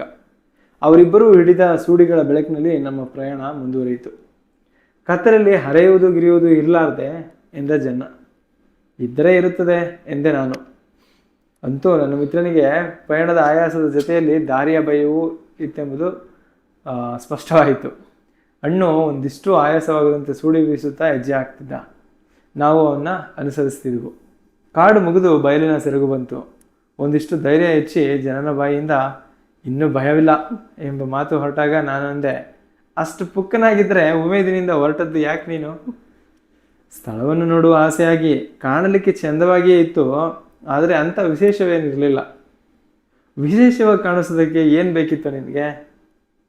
ಹಾಗಿದ್ದರೆ ನೀನೇ ಹೇಳು, ಏನು ವಿಶೇಷ ಅಂತ. ಬಂಡೆಗಳ ಅಡಿಯಲ್ಲಿ ಮಾಟೆ ಇರುವುದೊಂದು ವಿಶೇಷವೇ? ಅಲ್ಲಿ ಒಂದಿಷ್ಟು ಬೂದಿ ಸಿಗುವುದು ವಿಶೇಷವೇ? ಯಾವ ರಾಯನ ಕಾಲದಲ್ಲಿಯೋ ಯಾರೋ 4 ಮಂದಿ ಅಲ್ಲಿ ಇದ್ದಿರಬಹುದು, ವಾಸವಾಗಿದ್ರು, ಅಡುಗೆ ಅಟ್ರು, ಬೂದಿ ಚೆಲ್ಲಿದ್ರು. ಆ ಬೂದಿ ಒಂದು ವಿಶೇಷವೇ? ಆ ಬೂದಿಯನ್ನು ಕಂಡೇ ನಮ್ಮೂರವರು ಋಷಿಗಳು ಅಂತ ಒಂದು ಕತೆ ಕಟ್ಟಿದ್ರು. ಅಲ್ಲಿ ಬರೀ ಬೂದಿ ಇದ್ದಿದ್ದಲ್ಲ, ಕರಿಮಣ್ಣು ಮತ್ತು ಬೂದಿ ಕೂಡಿ ಗಟ್ಟಿಯಾದ ನೆಲವಾಗಿತ್ತು. ಅದರ ಮಣ್ಣಲ್ಲಿ ಏನೇನೋ ವಸ್ತುಗಳು ಸೇರಿಕೊಂಡಿದ್ವು. ಏನಾಯಿತು ಅದರಿಂದ ಏನೂ ಆಗಲಿಲ್ಲ. ನೀನು ರಸಿಕ, ನಿನಗೆ ಸಾಹಿತ್ಯದ ಕುಂಬಳಕಾಯಿ ಮಾತ್ರ ಚಂದವಾಗಿ ಕಾಣಿಸೋದು. ಇಂದೊಂದು ಕಾಲದಲ್ಲಿ ಆ ಮಾಟೆಗಳಲ್ಲಿ ಜನಗಳು ವಾಸವಾಗಿದ್ದರು ಎಂದರೆ ಅದು ಯಾವ ವಿಶೇಷದ ಸಂಗತಿಯೂ ಅನಿಸುವುದಿಲ್ಲ. ಇಂದಿನ ನಾವು ಇರಬೇಕಾದ್ರೆ ಹಿಂದೆಯೂ ಜನ ಇದ್ದಿರಬೇಕು, ಅಷ್ಟು ಗೊತ್ತಾಗುತ್ತದೆ ನಿನಗೆ. ಆದರೆ ನಿನಗೆ ಸರಿಯಾದ ವಿಶೇಷ ಕಾಣಿಸ್ಬೇಕಾಗಿದ್ದರೆ ಒಂದು ಕಾಡು ಹಂದಿಯೋ ಹುಲಿಯೋ ಅಡ್ಡ ಬರಬೇಕಿತ್ತು. ಅಡ್ಡ ಬಂದರೆ ಹಣ್ಣುವಿನ ಕೈಯಲ್ಲಿ ಕೋವಿ ಇತ್ತಲ್ಲ, ಚರೆ ಮದ್ದಿನ ಕೋವಿ, ಅದು ಮಂಗ ಹೊಡೆಯಲ ಕಾದೀತು ಅಷ್ಟೇ. ಅಲ್ಲ ಹಣ್ಣು, ಈ ಅಯ್ಯ ಬರುವ ಸಮಯಕ್ಕೆ ಒಂದು ಕಾಳಿಂಗನ ಹಾಗಾದ್ರೂ ಅಡ್ಡ ಬರಬಾರ್ದಿತ್ತೆ ಎಂದೆ ನಾನು. ನನಗೆ ಅವನ ಮಾತು ಕೇಳಿ ಸಿಟ್ಟೆ ಬಂದಿತ್ತು. ಆ ಮಾತಿಗೆ ಪೆಚ್ಚಾದ ಜನ, ನೀನು ಸುಮ್ಮನೆ ಇಲ್ಲದನ್ನು ಹೇಳಬೇಡ ಅಂದ. ಈ ಹೆಸರನ್ನು ಹೇಳಿದ ಕೂಡಲೇ ಅದು ದಾರಿಗೆ ಬರುತ್ತದೆಯೇ ಎಂದೆ ನಾನು. ಆಮೇಲೆ ಅನಿಸಿತು ಆವಿನ ಹೆಸರನ್ನು ತೆಗೆಯಬಾರದಿತ್ತೆಂದು. ಅವನಲ್ಲಿ ಅದರ ಭಯ ಆಳವಾಗಿ ಬೇರೂರುತ್ತೆಂಬುದು ಸ್ಪಷ್ಟವಾಯಿತು. ನಾನು ಅದರ ನೆನಪನ್ನು ಮೇಲಿಂದ ಮೇಲೆ ತೆಗೆದರೆ ಆ ನೆನಪಿನಿಂದಲೇ ಅವನಿಗೆ ರಾತ್ರಿ ಚೆನ್ನಾಗಿ ನಿದ್ದೆ ಹತ್ತಲಾರದೆಂದು ಅನಿಸಿತು. ಮೊದಲು ಜನನ ಮನೆಯ ತನಕ ಹೋಗಿ ಅವನನ್ನು ಬಿಟ್ಟಾದ ಬಳಿಕ ನನ್ನ ಮನೆಯ ಕಡೆಗೆ ಹೊರಟವು. ನಾವು ಮನೆಯನ್ನು ಸೇರುವಾಗ ರಾತ್ರಿ ಜಾವವಾಗಿತ್ತು. ನನ್ನ ಮಡದಿ ಇವರೆಲ್ಲಿಗೆ ಹೇಳದೆ ಹೋದ್ರು ಎಂದು ಯೋಚನೆ ಮಾಡುತ್ತಾ ಕಾದು ಕುಳಿತಿದ್ರು. ನಾವು ಮನೆಯನ್ನು ಸೇರುತ್ತಲೇ ಅಣ್ಣು, ಹಾಗಾದರೆ ನಾವು ಹೊರಡುತ್ತೇವೆ, ಈ 2 ಸೂಡಿ ಸುಟ್ಟು ಮುಗಿಯಿತು. ನಿಮ್ಮಲ್ಲಿ ಸೋಗೆ ಇದೆಯಲ್ಲ, ಇನ್ನೂ 2 ಸೂಡಿ ಮಾಡಿಕೊಳ್ಳುತ್ತೇವೆ ಎಂದ. ಸೋಗೆಗಳನ್ನು ಅವರೆದುರಿಗೆ ರಾಶಿ ಹಾಕಿದಾಗ ನನ್ನ ಹೆಂಡತಿ, ಅವರು ಉಂಡು ಹೋಗಲಿ, ಅನ್ನ ಮಾಡಿದ್ದೇನೆ ಎಂದಳು. ಅವರು ಬರುವುದು ನಿನಗೆ ಹೇಗೆ ಗೊತ್ತು? ತುಂಬ ಕತ್ತಲಾದುದನ್ನು ಕಂಡು ನಾನು ಯೋಚಿಸುತ್ತಾ ಕುಳಿತಿದ್ದೆ. ಅಜ್ಜಮ್ಮ ಬಂದು, ಯಾಕೆ ಯೋಚನೆ ನಿನಗೆ, ಬರುತ್ತಾನೆ ಮೆಲ್ಲಗೆ ಎಂದರು. ಒಬ್ಬರೇ ಇಷ್ಟು ಕತ್ತಲಾದ ಮೇಲೆ ಹೇಗೆ ಬರುತ್ತಾರಪ್ಪ ಎಂದುದಕ್ಕೆ ಅವರು, ಜತೆಯಲ್ಲಿ ಯಾರಾದರೂ ಇದ್ದಾರು, ಒಬ್ಬನೇ ಬರಲಾರ, ಹೆಸರಿಗೆ 1-2 ಮುಷ್ಟಿ ಅಕ್ಕಿ ಹೆಚ್ಚಿಗೆ ಹಾಕು ಎಂದರು. ಹಾಕಿದೆ. ಅಜ್ಜಿಯ ಮುಂದಾಲೋಚನೆಯನ್ನು ಕಂಡು ನನಗೆ ಆಶ್ಚರ್ಯವಾಯಿತು. ಅಡುಗೆ ಮಾಡಿದ್ದು ಒಳ್ಳೆಯದೇ ಆಯಿತು. ಅಣ್ಣು ಅವಸರದಲ್ಲಿ ಉಂಡು ಬಂದವನೆಂಬುದರಿಂದ ಹೊಟ್ಟೆ ತುಂಬ ತಿಂದಿರಲಾರನೆನಿಸಿ ಊಟಕ್ಕೆ ಒತ್ತಾಯಿಸಿದೆ. ದಾಕ್ಷಿಣ್ಯದಿಂದ ಅವರು ಬೇಡ ಬೇಡ ಎಂದರೂ ಇಬ್ಬರು ಚೆನ್ನಾಗಿಯೇ ಊಟ ಮಾಡಿದರು. ಊಟ ಮುಗಿಯುತ್ತಲೇ ವೀಳಿಯ ಕೊಟ್ಟೆ, ತಿಂದರು. ಅವರು ವಹಿಸಿದ ಶ್ರಮಕ್ಕಾಗಿ 2 ಪಾವಲಿಗಳನ್ನು ನಾನು ಕೊಡುವುದಕ್ಕೆ ಹೋದರೆ ದುಡ್ಡು ಬೇಡವೇ ಬೇಡ ಎಂದರು. ನಾನು, ಮಾರಾಯ, ನನಗೆ ಇನ್ನೊಮ್ಮೆ ಹೋಗಬೇಕು ಎಂದಿದೆ. ಹೋಗಿ 1 ದಿನವೆಲ್ಲ ಅಲ್ಲಿ ಕಳೆಯಬೇಕು, ನೀನೇ ಕರೆದುಕೊಂಡು ಹೋಗಬೇಕು ಎಂದೆ. ಇನ್ನೂ 1 ಸಾರಿ ಅಲ್ಲ, 10 ಸಾರಿ ಹೋಗುವ. ಏನಾದರೂ ಬೇಟೆ ಗೀಟೆ ನನಗೂ ಸಿಕ್ಕಿತು. ನನಗೆ ಅದೇ ಕಾಸು. ಇದಕ್ಕೆಲ್ಲ ಕಾಸು ತೆಗೆದುಕೊಳ್ಳುವುದೇ? ಈ ಸಾರಿ ಹೋದುದಕ್ಕೆ ತುಂಬ ಜೇನು ತಟ್ಟಿಗಳನ್ನು ಕಂಡೆ. ಇನ್ನೊಂದು ಸಾರಿ ಹೋದರೆ ಹೊಗೆ ಹಾಕಿ ನೊಣ ಓಡಿಸಿ ಒಂದು ಹಾಡ ಜೇನನ್ನು ಹಿಡಿದು ತಂದೇನು. ನೀನಾಗಿ ಹೋಗುವ ಹಾಗಿದ್ದರೆ ಮತ್ತಷ್ಟು ಪಸಂದವಾಯಿತು. ಬಂದು ಹೇಳು, ತಕ್ಷಣ ಹೊರಡುತ್ತೇನೆ. ಆಗಲಿ, ಆದರೆ ಅಯ್ಯ, ಆ ಇನ್ನೊಬ್ಬರು ಒಡೆಯರು ಬೇಡ. ಅವರು ದಾರಿ ನಡೆಯುವುದಕ್ಕೆ ಹಿಂದೆಯೇ, ಅಲ್ಲದೆ ಭಾರಿ ಪುಕ್ಕಲು ಜನ. ಅಷ್ಟು ಪುಕ್ಕಿನವರು ಯಾಕೆ ಬಂದರಪ್ಪ ಎನಿಸಿತು ನನಗೆ. ಕಾಡು ಕಾಡೆ, ಒಂದು ಹಂದಿಯೋ ಕಾಟಿಯೋ ಹೆಬ್ಬಾವೋ ಕಾಳಿಂಗನೋ ಬರಬಾರದಂತ ಉಂಟೆ? ಬಂದಾಗ ಪುಕ್ಕಲು ಕಟ್ಟಿ ಓಡಿದರೇನು ಗತಿ? ಎಲ್ಲಿ ಅಂತ ಅವರನ್ನು ಹುಡುಕುವುದು? ಅವರು ಹುಟ್ಟಿದ್ದು ನಮ್ಮೂರಲ್ಲಾದರೂ ಬೆಳೆದದ್ದು ಪೇಟೆಯಲ್ಲಿ. ಒಂದಿಷ್ಟು ಧೈರ್ಯವಿರುವ ಜನವಲ್ಲ. ಒಂದು ಸಾರಿ ನೋಡಿದ್ದಾಯಿತು, ಇನ್ನು ನಾನು ಕರೆದರೂ ಅವನು ಬರುವವನಲ್ಲ. ಅಂತೂ ಅವರನ್ನು ಬೀಳ್ಕೊಟ್ಟೆ. ಅಜ್ಜಿಯು ನನ್ನ ಮಕ್ಕಳು ಹಾಸಿಗೆ ಹಿಡಿದು ಬಹಳ ಹೊತ್ತಾಗಿತ್ತು. ನನಗೆ ಸಾಕಷ್ಟು ದಣಿವಾಗಿದ್ದುದರಿಂದ ಚಾವಡಿಯಲ್ಲಿ ಚಾಪೆಯನ್ನು ಬಿಡಿಸಿ ಮಲಗಿಕೊಂಡೆ. ರಾತ್ರಿ ಗಾಢ ನಿದ್ರೆ ಬಂದೀತೆಂದು ಮಲಗಿದರೆ ಕಣ್ಣು ಒಂದಿಷ್ಟು ಬಾಡಲಿಲ್ಲ. ಮಗ್ಗುಲು ಮಗುಚಿ ಎಷ್ಟು ಹೊರಳಾಡಿದರೂ ನಿದ್ರೆ ಅಂಗಾತ ಮಲಗಿದೆ, ಕೌಚಿ ಮಲಗಿದೆ. ನನ್ನ ತಲೆಯಲ್ಲಿ ಒಂದೇ ಸಮನೆ ಪ್ರಯಾಣದ ನೆನಪು ಬರತೊಡಗಿದ್ದರಿಂದ ನಿದ್ರೆ ಬಲು ದೂರಕ್ಕೆ ಉಳಿಯಿತು. ಬರೆಯನ್ನು ಸಮೀಪಿಸಿದಾಗ ಕಂಡ ನೀರಿನ ತೋಡು, ಜೌಗು, ಅಲ್ಲಿ ಬೆಳೆದ ದೆವ್ವದಂಥ ಮರಗಳು, ಗುಹೆಗಳು ಒಂದರ ಬಳಿಕ ಒಂದಾಗಿ ಬರತೊಡಗಿದವು. ಮೊದಲಿನ ಗುಹೆಯನ್ನು ಹೊಕ್ಕು ನೋಡತೊಡಗಿದೆ. ಗೋಡೆಯನ್ನು ಸವರಿದೆ. ಬರಿದಾದ ಆ ತಾವಿನಲ್ಲಿ ಜನರು ತುಂಬಿದ ಹಾಗೆ ಕಾಣಿಸಿತು. ಚರಿತ್ರೆಯಲ್ಲಿ ಪುರಾತನ ಬೌದ್ಧ ಗುಹಾಲಯಗಳನ್ನು ಓದಿದ ನೆನಪಿನಿಂದಲೋ ಏನೋ ನನಗೆ ಆ ಗುಹೆಯಲ್ಲಿ ಬುದ್ಧ ಕಾಣಿಸಿದ. ಸುತ್ತ ಕುಳಿತ ಭಿಕ್ಷುಗಳಿಗೆ ಉಪದೇಶ ಮಾಡುತ್ತಿದ್ದ. ಸಂಗಂ ಗಚ್ಚಾಮಿ, ಶರಣಂ ಗಚ್ಚಾಮಿ ಎಂಬ ಘೋಷಣೆಗಳೂ ಕೇಳಿಸಿದುವು. ಆ ಚಿತ್ರ ಸರಿಯಿತು. ಮತ್ತೊಂದು ಗುಹೆಗೆ ಬಂದು ನಿಂತೆ. ನಾನು ಒಂಟಿಯಾಗಿದ್ದೆ. ಗುಹೆಯ ಇದಿರು 3 ಆಳು ತಗ್ಗಿನ ಜಾಗದಲ್ಲಿ ಒಂದು ಪಟ್ಟೆ ಹುಲಿ ಕಾಣಿಸಿತು. ನನ್ನನ್ನು ನೋಡಿ ಗರ್ಜಿಸಿತು. ಗುಹೆಗೆ ಬರುವ ದಾರಿ ಅದಕ್ಕೆ ತಿಳಿಯದಿದ್ದರಿಂದ ಅದು ಅಲ್ಲಿಂದನೇ ಗರ್ಜಿಸುತ್ತಿತ್ತು. ಮತ್ತೊಂದು ಕ್ಷಣಕ್ಕೆ ಅಡ್ಡ ತಿರುಗಿ ಅದು ನಾನು ಬಂದ ಬಂಡೆಯ ಏಣಿನ ಮೇಲೆ ತೆವಳಿ ಎಚ್ಚರದಿಂದ ನಡೆದು ಬರಬೇಕೇ. ಅದರ ವಾಸನೆ ನನ್ನ ಮೂಗಿಗೆ ಹೊಡೆದಾಗಲೇ ನನಗೆ ಗೊತ್ತಾದದ್ದು. ಇಲ್ಲಿಗೂ ಬಂತಲ್ಲ ದರಿದ್ರ ಹುಲಿ ಎಂದು ಚೀತ್ಕರಿಸಿದೆ. ಎದುರಿಗೆ ಒಂದು ಮರದ ಗುದಿಗೆ ಬಿದ್ದಿತ್ತು. ಅದರ ತುದಿಗೆ ಬೀಳಲುಗಳಿಂದ ಕಲ್ಲೊಂದನ್ನು ಕಟ್ಟಿ ಗದೆಯಂತೆ ಮಾಡಿದ್ದರು. ನಾನು ಧೈರ್ಯದಿಂದ ಅದನ್ನು ಎತ್ತಿಕೊಂಡೆ. ಇನ್ನೇನು ಹುಲಿ ನನ್ನ ಮೇಲೆ ಜಿಗಿಯುತ್ತದೆ ಎಂದಾಗ ಗದೆ ಬೀಸಿ ಅದರ ಹಣೆಗೊಂದು ಏಟು ಹಾಕಿದೆ. ದೊಪ್ಪನೆ 3 ಆಳಕ್ಕೆ ಕೆಳಕ್ಕೆ ಬಿತ್ತು ಆ ಹುಲಿ. ಹುಲಿಯೇನೋ ಕೆಳಕ್ಕೆ ಬಿತ್ತು. ದೆವ್ವದಂತಹ ಜೀವ. ನನ್ನ ಏಟಿಗೆ ಸಾಯದೆಯೇ ಇನ್ನೊಮ್ಮೆ ಜಿಗದರೆ ಗತಿಯೇನು ಎಂಬ ಭಯವಾಯಿತು. ಹಾಗಾಗಲಿಲ್ಲ. ಅದು ಮೇಲುಸಿರು ಎಳೆಯುತ್ತಿತ್ತು. 1-2 ನಿಮಿಷಗಳಲ್ಲೇ ಸತ್ತೇ ಹೋಯಿತು. ನನ್ನ ಹೋದ ಉಸಿರು ಬಂದಿತು. ಹಸಿವೆಯಾಗತೊಡಗಿತು. ಆಚೀಚೆ ಹಣಕಿ ನೋಡಿದೆ. ಯಾರೋ ಗೆಡ್ಡೆ ಗೆಣಸುಗಳನ್ನು ರಾಶಿ ಹಾಕಿದ್ದರು. ಒಂದು ಚಕಮಕಿ ಕಲ್ಲನ್ನು ಬಡಿದು ಮರದ ಬೆಂಡಿನ ಚೂರಿನ ಹತ್ತಿರಕ್ಕೆ ಹಿಡಿದು ಕಿಚ್ಚು ಕೊಟ್ಟೆ. ಅದರ ಮೇಲೆ ಕಟ್ಟಿಗೆ ಒಟ್ಟಿದೆ. ಅಷ್ಟು ಗಡ್ಡೆ ಗೆಣಸುಗಳನ್ನು ಸುಟ್ಟು ಒಂದೊಂದಾಗಿ ತೆಗೆದು ಸಿಪ್ಪೆ ಸುಲಿದು ತಿಂದೆ. ಆ ರುಚಿ ಯಾವ ಭೋಜನಕ್ಕೂ ಬರಲಾರದು. ನನ್ನ ಭೋಜನ ನಡೆಯುತ್ತಲೇ ಇತ್ತು. ನಾನು ಕುಳಿತ ಗುಹೆ ಹಿಂದಣ ಸೆರೆಯಿಂದ 10 ಮಂದಿ ಕಾಡು ಮನುಷ್ಯರು ಒಬ್ಬರ ಹಿಂದೆ ಒಬ್ಬರು ಬರತೊಡಗಿದರು. ಎಂತಹ ಅಸಹ್ಯಕಾರದ ಜನಗಳು! ಗಂಡಸರೊಬ್ಬರಿಗೂ ಕ್ಷೌರವಿಲ್ಲ. ಅವರು ಸ್ನಾನ ಮಾಡಿದ್ದು ಯಾವ ರಾಯನ ಕಾಲದಲ್ಲೋ. ಆ ಗಂಡಸರು ಹೆಂಗಸರು ನನ್ನನ್ನು ಸುತ್ತುವರಿದರು. ಅವರ ಮೈ ಮೇಲೆ ಬಟ್ಟೆಯ ಮಾತಂತಿರಲಿ, ಉಡಿದಾರಕ್ಕೂ ಗತಿ ಇರಲಿಲ್ಲ. ಅವರು ಬಿರುಗಣ್ಣುಗಳಿಂದ ನನ್ನನ್ನು ನೋಡುವಾಗ ನನಗೆ ಭಯವಾಯಿತು. ಅವರು ಕೂಡಿಟ್ಟ ಗಡ್ಡೆ ಗೆಣಸುಗಳನ್ನು ನಾನು ತಿಂದೆ. ಅವರೀಗ ನನ್ನನ್ನು ತಿಂದು ಮುಗಿಸುತ್ತಾರೆ ಎನಿಸಿತು. ಭಯದಿಂದ ನನ್ನ ಕಾಲುಗಳು ಥರಥರ ನಡುಗತೊಡಗಿದವು. ಕೈಗಳಿಂದ ಅವನು ಒತ್ತಿ ಹಿಡಿದರೂ ನಡುಕ ಬಿಡಲೊಲ್ಲದು. ಅವರು ತಮ್ಮೊಳಗೆ ಏನೇನೋ ಮಾತನಾಡಿಕೊಂಡರು. ನನ್ನ ಭಯ ಹೆಚ್ಚಿತು. ನೀವಿನ್ನೂ ನನ್ನನ್ನು ಕಟ್ಟಿ ಹಾಕುತ್ತಾರೆ. ನಾನೊಬ್ಬನೇ ಏತಕ್ಕೆ ಬಂದೆ ಎನಿಸಿದಾಗ ಸ್ನೇಹಿತ ಜನ್ನ ಜೊತೆಗೆ ಬಂದ ನೆನಪಾಯಿತು. ಕೂಡಲೇ ಜನ್ನ ಎಂದು ಕಿರುಚಿದೆ. ಅವರು ಬಿಟ್ಟಾರೆಯೇ? ಮೈ ಮೇಲೆ ಬಿದ್ದಾರು. ಮುಗಿಯಿತು ನನ್ನ ಕತೆ ಎಂದುಕೊಂಡೆ. ಅವರೋ ಒಬ್ಬೊಬ್ಬರಾಗಿ ನನ್ನನ್ನು ಹಿಡಿದು ನನ್ನ ಹಣೆಗೆ ಒಂದೊಂದು ಮುತ್ತನ್ನು ಕೊಟ್ಟಾಗ ಇಷ್ಟೇ ಅನಿಸಿತು. ಅಷ್ಟರಲ್ಲಿ ಅವರ ಯಜಮಾನ ಬಂದ. ಎಂಥ ದೈತ್ಯಾಳು! ಅವನ ಬೆನ್ನಿನ ಮೇಲೆ ಹುಲಿಯ ಹಸಿಯ ಚರ್ಮವೊಂದು ತೂಗುತ್ತಿತ್ತು. ಅವನನ್ನು ಕಂಡೊಡನೆಯೇ ನನ್ನನ್ನು ಸುತ್ತುವರಿದ ಜನರ ಗುಂಪು ಚದುರಿತು. ಅವನು ಬಂದಿದ್ದರಿಂದ ನಾನು ಪಾರಾದೆ ಎನಿಸಿತು. ನನ್ನನ್ನು ಕಾಪಾಡು ಎಂದು ಅವನನ್ನು ಬೇಡಿದೆ. ಅವನು ಅಪ್ಪಟ ಇಂಗ್ಲಿಷಿನಲ್ಲಿ no fear, these are my people ಎಂದ. ಆಗ ಮಾತ್ರ ನನಗೆ ನನ್ನ ಕತೆ ಮುಗಿಯಿತು ಎಂದೇ ಭಾಸವಾಯಿತು. ನನ್ನನ್ನು ನರಬಲಿ ಕೊಡುತ್ತಾರೆ ಎಂಬುದಾಗಿ ತೋರಿತು. ಆ ಯಜಮಾನ ಬೆನ್ನನ್ನು ತಿರುಗಿಸಿದ. ಅವನು ತೊಟ್ಟ ಹುಲಿಯ ಚರ್ಮದಿಂದ ಇನ್ನೂ ನೆತ್ತರು ಸುರಿಯುತ್ತಿತ್ತು. ಆತ ನನ್ನನ್ನು ಕಂಡು ಹುಲಿಯ ಚರ್ಮ ತೋರಿಸಿ, ಈ ಕಾಣಿಕೆಯಿಂದ ನನಗೆ ತೃಪ್ತಿಯಾಯಿತು. ಈ ಹುಲಿ ನಮ್ಮನ್ನು ಬಹಳ ಕಾಲದಿಂದಲೂ ಪೀಡಿಸುತ್ತಿತ್ತು.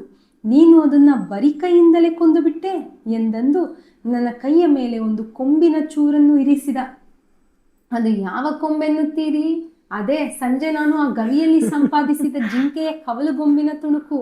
ಆತ ಅದನ್ನು ನೋಡುತ್ತಾ, ಇದನ್ನು ಹಿಡಿದುಕೋ, ಅದರ ಮೂಲಕ ನನ್ನ ಶಕ್ತಿಯೆಲ್ಲವೂ ನಿನಗೆ ಬರುತ್ತದೆ ಎಂದ. ಆಗ ನಿನಗೆ ಎಂದೆ ನಾನು ಅವನ ಔದಾರ್ಯವನ್ನು ನೋಡಿ. ನನಗೆ ಈಗ ಈ ಹುಲಿಯ ಶಕ್ತಿ ಬಂದಿತ್ತಲ್ಲ, ನೀನು ಕೊಂದ ಹುಲಿಯ ಶಕ್ತಿ ನನಗೆ, ನಾನು ಹಿಡಿದ ಈ ಕೊಂಬಿನ ಶಕ್ತಿ ನಿನಗೆ. ಅದು ಸಾಮಾನ್ಯ ಕೊಂಬೆಂದು ತಿಳಿಯಬೇಡ, ನನ್ನ ಮಂತ್ರಶಕ್ತಿಯೂ ಅದಕ್ಕಿದೆ ಹೀಗೆಂದು ಹೇಳಿ ನನ್ನ ಕಿವಿಯಲ್ಲಿ ಏನೇನೋ ಮಂತ್ರ ಉಚ್ಚರಿಸಿದ. ನಾನು ಅದನ್ನೇ ಪಠಿಸುತ್ತಾ ತಪಸ್ಸು ಮಾಡುತ್ತಾ ಅಲ್ಲಿಯೇ ಕುಳಿತೆ. ಎಷ್ಟು ಕಾಲ ಹಾಗೆ ಜಪ ಮಾಡುತ್ತಾ ಕುಳಿತಿದ್ದೇನೋ ನನಗೆ ತಿಳಿಯದು. ಬಿಸಿಲು ಬಿದ್ದಾಯಿತು, ಏಳಬಾರದೆ ಎಂದಳು ನನ್ನ ಸೀತೆ.